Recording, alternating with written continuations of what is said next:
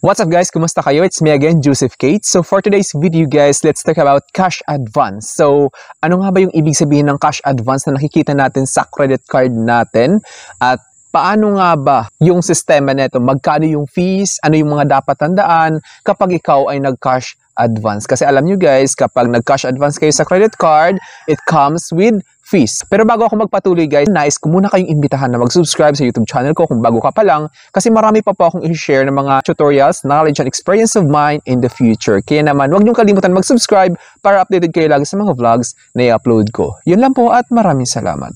So guys, as you can see, a credit card cash advance is a way to borrow money against your credit card's credit line. So ibig sabihin, yung credit card natin may credit limit. As you can see, yan sa example guys, nakalagay 108,000 yung credit limit. Tapos sa baba, nakalagay cash advance limit which is 54,000. So ibig sabihin, 50% ng credit line ninyo or yung credit limit ninyo is pwede siyang i-cash advance. So ito yung mga dapat yung tandaan guys kapag nag-cash advance kayo, kapag nagbabala kayo mag-cash advance sa inyong credit card, na ang credit card cash advance guys is mayroong karampatang fees and charges kapag in-avail nyo yan. Kasi kapag nag-cash advance kayo guys, it works like a debit card. Pero yung debit card guys is savings siya. So, meaning, pera nyo yung nakalagay doon. So, ito naman sa cash advance ni credit card, guys, utang yung mangyayari. Like, kapag nag-cash advance kayo, kapag nag-withdraw kayo ng pera sa ATM, gamit yung credit card ninyo, utang yun at kailangan yung bayaran. Kapag nag-transact kayo doon, may additional fees, depende sa bangko. So, may agreement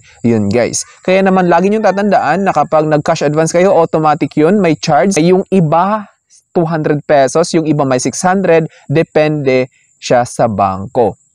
At kapag na-withdraw nyo na yun guys, automatic yun, magbibilang ngayon ng 3% na interest charge hanggang kailan nyo siya babayaran. Like, binayaran nyo lang yung kalahati. So, kung magkano yung natira, hanggang sa ma-fully paid yun, tuloy-tuloy lang yung charges nun, yung interest charge, which is 3% siya. Malaki siya guys, actually, kasi 3%. Tapos, ngayon, nakikita nyo dito, so, eto, nakikita nyo how it works. You use your credit card to withdraw cash. Ayan, tulad ng sinabi ko, the money you withdraw is charged to your credit card. So, ibig sabihin, yung withdraw nyo, nabawasan yung credit limit ninyo.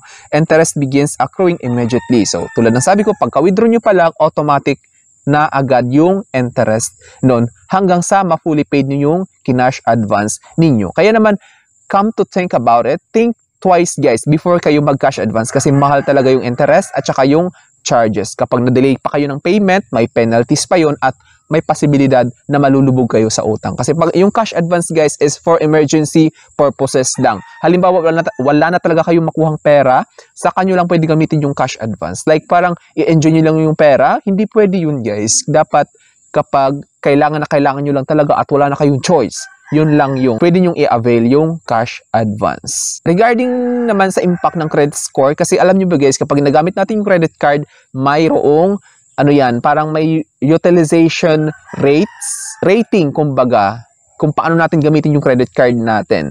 So, kapag nag-utang kayo, nag-swipe kayo sa merchants, bumili kayo ng something, din binayaran nyo, maganda yung credit score ninyo. Tapos, yung impact na ito, guys, kapag nag-cash advance kayo sa credit score ninyo, which is using a large portion of your credit limit can raise your credit utilization. So, iaangat niya yung utilization kung paano mo gamitin yung credit card ninyo. Rate and lower your credit scores. Tumaas yung credit card utilization ninyo, kaso nga lang bumaba yung credit score ninyo. Which is, yung credit score guys, alam nyo ba, dyan nagbe-base yung mga bangko kapag nag-apply kayo ng loans, dyan tinitignan yung pangalan ninyo if okay yung credit score ninyo. So yun guys, klaro na tayo kung ano nga ba yung ibig sabihin ng cash advance. Ngayon, magbibigay ako ng ilang example ng banks, halimbawa BDO, BPI dito. Bibigay ko yung example ng fees and charges nila. Kaya naman ito, so nakikita nyo dito guys, fees and charges. Each cash advance transaction is subject to service fees and charges. So ito guys sa BDO, ito, kung hindi kayo familiar. So sa BDO guys, cash advance fee is Philippine peso 200 pesos or $3.30 per approved cash advance. So sa BDO, Yan guys, sa BDO credit card.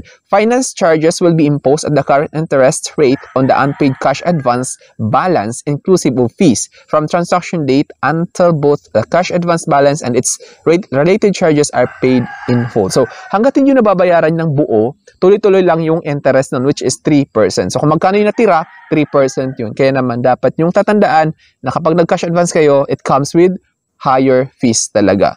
So, nandito guys, another example natin is yung Metrobank. Metrobank credit card holders can get cash advance from Metrobank branches, PS Bank branches, or ATMs. The cash advance limit is part of the card holder's total credit limits. So ito guys sa Metrobank, to terms and conditions nila kapag nag-avail kayo ng cash advance. When you are in the need of cash, make a cash advance through your Metrobank card anytime, any day through any Metrobank or PS Bank ATM or any ATM with Visa or MasterCard zeros symbol here and abroad. So, how to make cash advance through ATM? Insert your Metrobank credit card in the ATM, type your 4-digit Metrobank cash advance personal identification number when the ATM prompts for your itong cash advance personal identification number guys, baka tanungin nyo, nire-request po ito sa bangko guys. So, kung gusto nyo mag-request ng cash advance PIN, just call your bank guys for further details about your cash advance PIN. Kasi hindi ko siya mapoprovide guys dito. Choose withdrawal, get cash or cash advance. So, magka-cash advance kayo of course. Press the amount you wish to avail.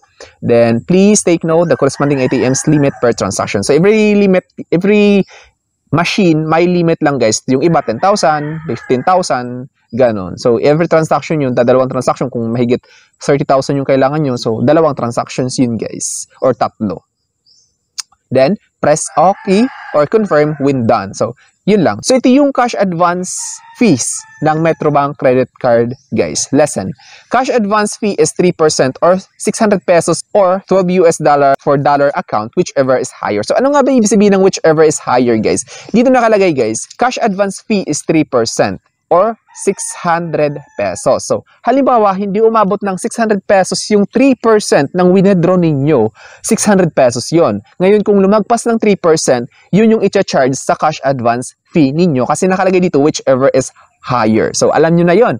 Kaya naman, dapat yung tatandaan yun. Halimbawa, nag-cash advance kayo ng 10,000 pesos, yung 3% nun, guys, is 300. So, i-charge sa inyo 600 kasi parang yun yung minimum charge nila. Ngayon, kung nag-cash advance kayo guys ng 30,000, yung cash advance, yung 3% ng 30,000 guys is 900. Kaya naman, 900 pesos yung i-charge nyo, hindi siya 600 pesos. So, sana nalinaw ko yun sa inyo. Tapos, ito another example guys, sa BPI naman tayo, nakalagay dito, is there a fee for availing cash advance? Sa BPI to guys, yes, a fee amounting to 200 pesos will be charged for your cash advance transaction. So, note, additional charges may be applied for other banks' ATM per transaction. So, ito nakalagay dito sa note, guys. Ibig sabihin dito, kasi minsan kapag nag-withdraw kayo sa ibang machine, hindi siya sa BPI, may transaction fees din yun. Nasa 18 pesos lang naman per transaction. 18, 15. Ganun lang naman. Pero yung 200 pesos, guys, as is yun kapag nag-cash advance kayo sa BPI. So, nandito nakalagay how much is the finance charge interest rate applied in cash advance transactions. So, nandito nakalagay finance charge is 3%. Effective interest rate per month is 3.16%. So, ito na siya guys. Nakalagay effective kasi kasama yung ibang charges dyan. Pero yung finance charge niya as is yun 3%. So, I think that's all for now guys. Thank you so much for watching. So, it's me again, Joseph Kate. Don't forget to subscribe for more videos. Bye-bye!